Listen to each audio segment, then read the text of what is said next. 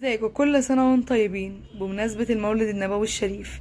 هنقول عليها أفضل الصلاة والسلام ونبدأ بقى الفيديو بتاعنا ونقول بسم الله، عشان هنا احنا رايحين الحي سوري المجاورة 26. دي هنا كده صينية نادي الرواد. أنا هنا ورايا نادي الرواد، بدخل من الصينية وبتبقى في ظهري كده وباجي هنا 26. الحي ده تحفة. الناس اللي بتقول العاشر من رمضان صحراء، العاشر من رمضان مش ساكنة، العاشر من رمضان ما فيهاش حاجة، العاشر من رمضان ما فيهاش غير ابن بيتك، العاشر من رمضان ما فيهاش الا اسكان اجتماعي. لا، هنا كل الفئات وكل ما تتخيلوا.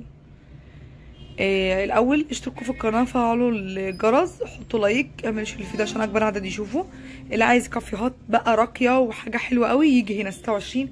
كافيهات، مطاعم، كل ما تتخيلوا، في محلات لبس وفي سوبر ماركت، في صيدله، يعني هو يعني في حاجات حلوه قوي برضه.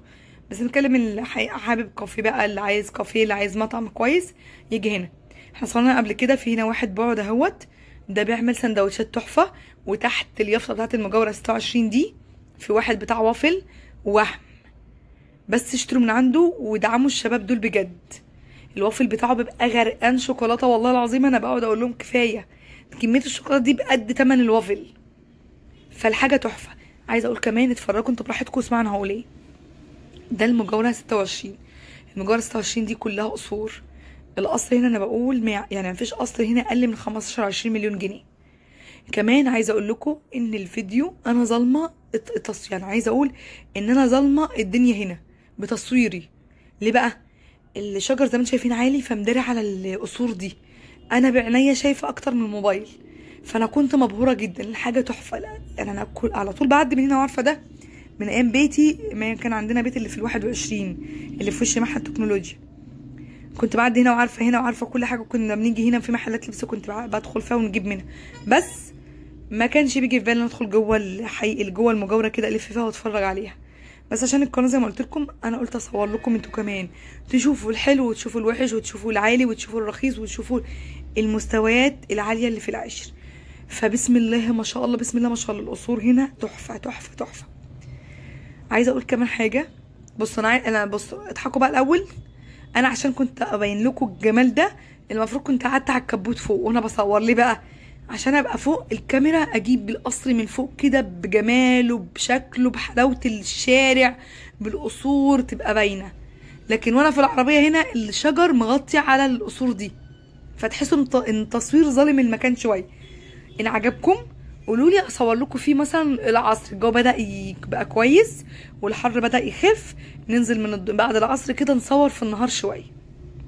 اللي عايز يشتري قطعه ارض، اللي عايز يشتري بيت، اللي عايز يبيع قطعه ارض، اللي عايز يبيع بيت، كلموني. رقمي موجود في اول الفيديو، ورقمي موجود كمان في اللمحه فوق.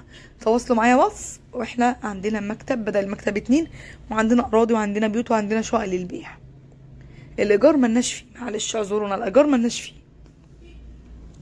ماشي، نيجي بقى كده نقول بسم الله ما شاء الله. هنا كل الفئات بتتفرج معايا على الفيديو ده، كل الفئات معانا في القناه. طيب انا واحده من الناس، انا كنت مثلا عايشه في مستوى من سنه او من سنتين. دلوقتي في ظل الظروف دي انا مستواي قل، مش قل شويه صغيرين، لا قل شويه حلوين.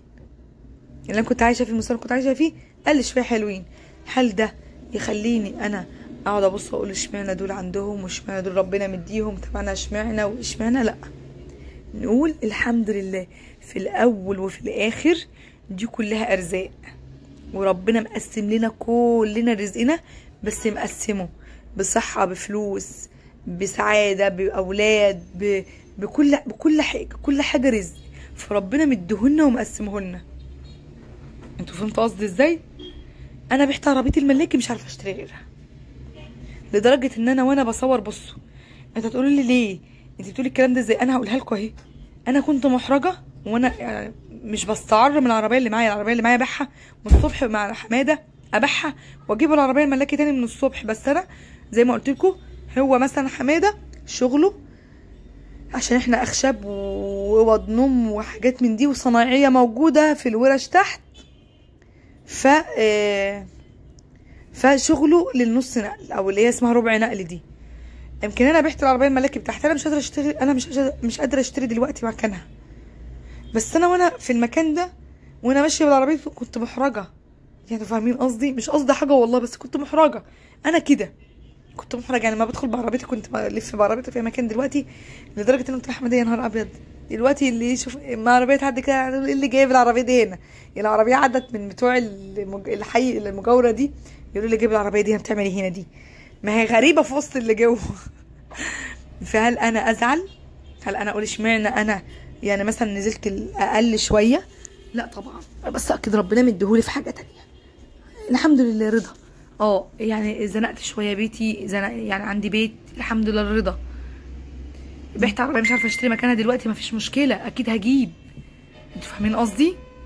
الايام جايه، وزي ما قلت لكم ده رزق. طب انت بتتكلمي في ده ليه؟ علشان انا قلت عشان كل الفئات بتتفرج معايا على الفيديو ده، فكل واحد برضو نفسيته يعني في الظل اللي احنا فيه ده. بالله عليكم بلاش حد يبص لحد، يعني لما نشوف حاجه كويسه نقول بسم الله ما شاء الله، الله على الجمال، بس الاول ما شاء الله نتبهر. انا ذات نفسي طول ما انا ماشيه اقول بسم الله ما شاء الله. انا كنت مبسوطه قوي، المكان جوه تحفه. عايزه اقول لكم التصوير ظالم، ومفيش هنا اقل من 20 مليون جنيه. العربيات هنا مفيش عربيه اقل من 2 مليون جنيه، او اقل من 1.5 مليون. انتوا مش شايفين زي ما انا شايف؟ الموبايل مش مصور لكم كويس. هل انا اقول اشمعنى هم وربنا اشمعنى؟ طب وصلني يعني انا محت عربيتي ومش عارفه اشتري عربيه افضل اقول كده؟ لا طبعا، بقول طبعا الحمد لله، هو رزق، وانا زنقه شويه وفتره والدنيا هتبقى تمام تاني وان شاء الله كله خير. وزي ما قلت لكم دي ارزاق. فبس بحب اقول كده ليه؟ لان احنا كل الفئات موجوده هنا في القناه، زي ما انتوا بتتفرجوا. انتوا كل واحد نفسه يعمل كل حاجه حلوه لعياله، يعني اولاده يبقى احسن حاجه وعياله تبقى احسن حاجه ليهم ويعمل لهم كل حاجه. فبتبقى ارزاق، والله ارزاق، ربنا بيقسمها صح، ما بظلمش واحد عن التاني. فالحي المجاوره تحفه تحفه تحفه. هطلع كده، حطوا لايك، اشتركوا في القناه، فعلوا الجرس يا حلوين. بلاش حلوين بقى عشان عندنا كده وكده كل الفئات، يعني مش عندنا بنوتات بس ومامز بس. عندنا صفحه على الفيسبوك العاشر من رمضان مع ناس اتفرجوا عليها برضو فيها فيديوهات غير دي. فانا قلت لكم الموبايل ظالم المكان بجد، فربنا يرزق الكل. انا هطلع من هنا كده، بروح بقى فين؟ بطلع على طول بروح ال 22 وبروح معهد التكنولوجيا وبروح مستشفى الغندور. هطلع قدام شويه كده دقيقه من هنا، دقيقه بالظبط. هتشوفوا دلوقتي اليافطه، هتلاقوا المعهد النموذجي بتاع العاشر من رمضان، اللي هو النموذجي دوت خاص بفلوس. وهتلاقوا ملجأ هنا، ملجأ ايتام، دار ايتام، سوري دار ايتام. وفي طوال على طول امشي على طول كده هنا هلاقي مستشفى الغندور والمعهد التكنولوجيا العالي بتاع العاشر من رمضان. مكان الميكروباص ده مداخل اوتلت بتاع اللبس، المول اللي انا بصور لكم فيه دايما، ومصنع الشوكولاته سويفاكس واليت.